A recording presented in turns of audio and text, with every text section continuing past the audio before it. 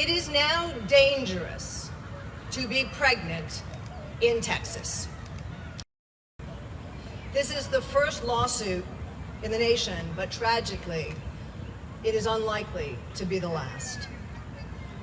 This lawsuit, Zurowski versus Texas, seeks to rightfully return the life and death medical decisions to patients and their doctors, and not leave them up to politicians and state officials.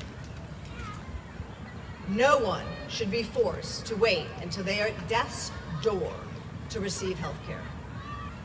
After a brief examination, my husband and I received the harrowing news that I had dilated prematurely due to a condition known as cervical insufficiency. Soon after, my membranes ruptured and we were told by multiple doctors that the loss of our daughter was inevitable. My healthcare team was anguished as they explained there was nothing they could do because of Texas's anti-abortion laws, the latest of which, by the way, had taken effect 2 days after my water broke. It meant that even though we would, with complete certainty, lose Willow, my doctor could not intervene as long as her heart was beating or until I was sick enough for the ethics board at the hospital to consider my life at risk and permit the standard health care I needed at that point, an abortion. I cannot adequately put into words the trauma and despair that comes with waiting to either lose your own life, your child's life, or both. For days, I was locked in this bizarre and avoidable hell. In a matter of minutes, I went from being physically healthy to developing sepsis, a condition in which bacteria in the blood develops into infection with the ability to kill in under an hour. 2 things I know for sure. The preventable harm inflicted on me will medically make it harder than it already was for me to get pregnant again. The barbaric restrictions our lawmakers have passed are having real life implications on real people. I may have been one of the first who was affected by the overturning of Roe in Texas, but I'm certainly not the last. The lawsuit gives a face and provides really important stories. There's a lot of abortion stigma. So from a nationwide perspective, the stories of these women tell the nation what happens when you ban abortion. I think there are 3 audiences for this lawsuit. One is the court, of course.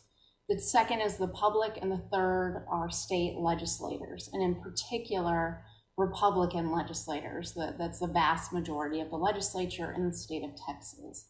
Now, some supporters of the abortion ban, including the chief sponsor of the abortion ban, have said that the ban should not apply in the scenarios involved where these 5 women were denied care. The physicians should have been allowed to treat them. This lawsuit calls their bluff. So if legislators want to exempt these pregnancy complications, cases of severe fetal anomaly, then they should do so.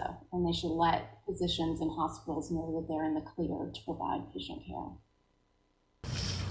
Because a fetal heartbeat could be detected, all they could do was wait and see if I would go into labor naturally or suffer a life-threatening complication that would allow them to intervene. The child I was so excited for wasn't going to live, and I needed an abortion to preserve my health, but couldn't get one in Texas. Where else in medicine do we do nothing and just wait and see how sick a patient becomes before acting? What I needed most in that moment was the choice that Texas lawmakers robbed me of. The choice to lose my child with dignity and with respect for my body and well-being and future. The Texas abortion bans are draconian, so physicians are afraid to perform abortions even when they seem to fall within the exceptions. There are very few exceptions to our ban, but a life-saving or serious health-saving exception.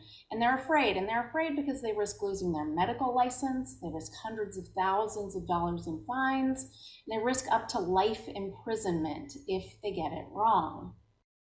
But there are 12 states other than Texas that have very similar abortion bans in place, where we know that physicians are confused and afraid, where they don't act even when they might be able to, because the language of the statutes is unclear, where we know that there have been many other victims of abortion bans, but we don't have names and faces for all of them. So what's powerful here is we get names and faces and stories about real people who are suffering due to Texas's abortion ban.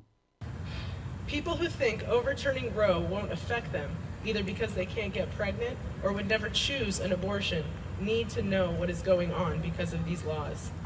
Believe me, you never know when you or someone you love will need one.